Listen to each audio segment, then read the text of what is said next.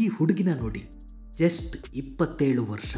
ನಗ್ನಗ್ತಾ ಬಂದು ಹೋಟೆಲ್ನಲ್ಲಿ ರೂಮ್ ಪಡೆದು ತಂಗಿದ್ದ ಈಕೆ ಇದ್ದಕ್ಕಿದ್ದಂತೆ ನಾಪತ್ತೆಯಾಗಿದ್ಲು. ಈ ಕುರಿತು ಪೊಲೀಸರು ತನಿಖೆ ನಡೆಸಿದಾಗ ಅಚ್ಚರಿಯ ಮಾಹಿತಿ ರಿವೀಲ್ ಆಗಿದೆ. ಯುವತಿಯನ್ನ ಆಕೆ ತಂಗಿದ್ದ ಹೋಟೆಲ್ ಮಾಲೀಕ ಹಾಗೂ ಆತನ ಸಹಚರರು ಆಕೆಯ ತಲೆಗೆ ಗುಂಡು ಹೊಡೆದು ಸಾಯಿಸಿದ್ದಾರೆ. ಅಷ್ಟೇ ಅಲ್ಲದೆ ಮೃತದೇಹವನ್ನ ದರ ಎಳ್ಕೊಂಡು ಹೋಗಿ BMW ಕಾರ್ನಲ್ಲಿ ಸಾಗಿಸಿದ್ದಾರೆ. ಅಷ್ಟಕ್ಕೂ ಈ ಹುಡುಗಿಯನ್ನ ನಿರ್ದಯವಾಗಿ ಮುಗಿಸಿದ್ಯಾಕೆ? ಕಿರಾತಕರು ಶವವನ್ನ ಹೈಫೈ ಕಾರಿನಲ್ಲಿ ಸಾಗಿಸಿದ್ದೆಲ್ಲಿಗೆ ಹೇಳ್ತೀನಿ. ಅದಕ್ಕೂ ಮೊದಲು ನಮ್ಮ ಚಾನೆಲ್ ಸಬ್ಸ್ಕ್ರೈಬ್ ಮಾಡಿ. ಈಕೆ 27 ವರ್ಷದ ಮಾಜಿ ಮಾಡೆಲ್ ದಿವ್ಯಾ ಪಹುಜಾ. ಜನವರಿ 2ರಂದು ಅಭಿಜಿತ್, ದಿವ್ಯಾ ಮತ್ತು ವ್ಯಕ್ತಿಯೋರ್ವ ಗುರುಗ್ರಾಮ್ನ ಹೋಟೆಲ್ಗೆ ಆಗಮಿಸಿ ರಿಸೆಪ್ಷನಿಸ್ಟ್ ಬಳಿ 111 ರೂಮ್ ತೆಗೆದುಕೊಳ್ತಾರೆ. ದಿವ್ಯಾ ಜೊತೆ ಬಂದಿದ್ದ ಅಭಿಜಿತ್ ಸಿಂಗ್ ಅದೇ ಹೋಟೆಲ್ ಮಾಲೀಕ. ಹೋಟೆಲ್ ಮಾಲೀಕ ಅಭಿಜಿತ್ ಸಿಂಗ್ ಕೂಡ ಜೊತೆಯಲ್ಲಿದ್ದ ಕಾರಣ ಹೆಚ್ಚಿನ ಮಾಹಿತಿ ಪಡೆಯದೆ ಸಿಬ್ಬಂದಿಗಳು ರೂಮ್ ನೀಡಿದ್ದಾರೆ.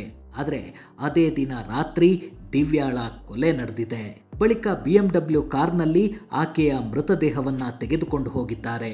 ಹೌದು, ರಾತ್ರಿ ಅಭಿಜಿತ್ ಮತ್ತು ಅವನ ಸಹಚರರು ಶವವನ್ನ ಶೀಟ್ನಲ್ಲಿ ಸುತ್ತಿ ಕೋಣೆಯಿಂದ ಹೊರಗೆ ಸಾಗಿಸಿ ಟ್ರಂಕ್ನಲ್ಲಿ ಇರಿಸಿ ಕಾರಿನಲ್ಲಿ ಪರಾರಿಯಾಗ್ತಿರೋ ದೃಶ್ಯ CCTVಯಲ್ಲಿದೆ.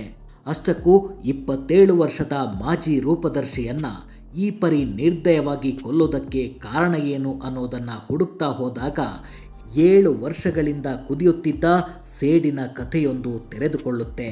ಹೌದು, ದಿವ್ಯಾ ಗ್ಯಾಂಗ್ಸ್ಟರ್ ಸಂದೀಪ್ ಗಡೋಲಿ ಎಂಬಾತನ ಗೆಳತಿ.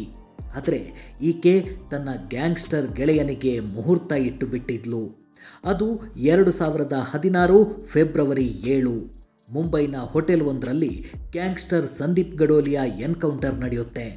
ಹನಿ ಟ್ರ್ಯಾಪ್ ಮೂಲಕ ದಿವ್ಯಾ ಪಹುಜಾ ಸಂದೀಪ್ನನ್ನ ಕರೆಸಿಕೊಂಡು ಬಳಿಕ ಹರಿಯಾಣ ಪೊಲೀಸರ ಸಹಾಯದಿಂದ ನಕಲಿ ಎನ್ಕೌಂಟರ್ನಲ್ಲಿ ಆತನನ್ನ ಗುಂಡಿಕ್ಕಿ ಕೊಲ್ಲಲಾಯಿತು ಅಂತ ಮುಂಬೈ ಪೊಲೀಸರು ಹೇಳ್ತಾರೆ. ವೀರೇಂದ್ರ ಕುಮಾರ್ ಅಲಿಯಾಸ್ ಬಿಂದರ್ ಗುಜ್ಜರ್ ಎಂಬಾತ ಗಡೋಲಿ ವಿರೋಧಿಯಾಗಿ ಗ್ಯಾಂಗ್ ನಡೆಸ್ತಿದ್ದ. ಹರಿಯಾಣದ ಪೊಲೀಸರೊಂದಿಗೆ ಶಾಮೀಲಾಗಿದ್ದ ಆತ ಗಡೋಲಿಯನ್ನ ಸಾಯಿಸಲು ಸಂಚು ರೂಪಿಸಿದ್ದ. ಮುಂಬೈ ಪೊಲೀಸರ ಪ್ರಕಾರ ಎನ್ಕೌಂಟರ್ ಸಮಯದಲ್ಲಿ ಗುಜ್ಜರ್ ಜೈಲ್ನಲ್ಲಿದ್ದ.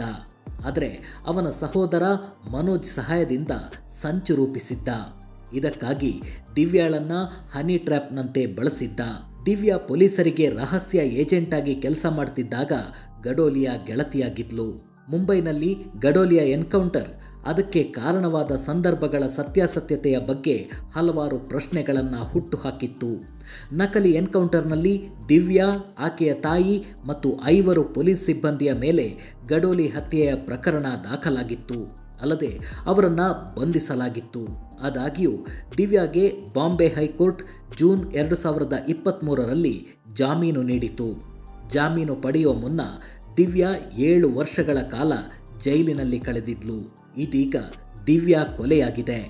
ಗ್ಯಾಂಗ್ಸ್ಟರ್ ಸಂದೀಪ್ ಗಡೋಲಿಯ ಸಹೋದರಿ ಸುದೇಶ್ ಕಟಾರಿಯಾ ಮತ್ತು ಆತನ ಸಹೋದರ ಬ್ರಹ್ಮ್ ಪ್ರಕಾಶ್ ಅಭಿಜಿತ್ ಜೊತೆ ಶಾಮೀಲಾಗಿ ಆಕೆಯ ಕೊಲೆಗೆ ಸಂಚು ರೂಪಿಸಿದ್ದಾರೆ ಅಂತ ಆರೋಪಿಸಿ ದಿವ್ಯಾ ಕುಟುಂಬಸ್ಥರು ಈಗ ದೂರು ದಾಖಲಿಸಿದ್ದಾರೆ.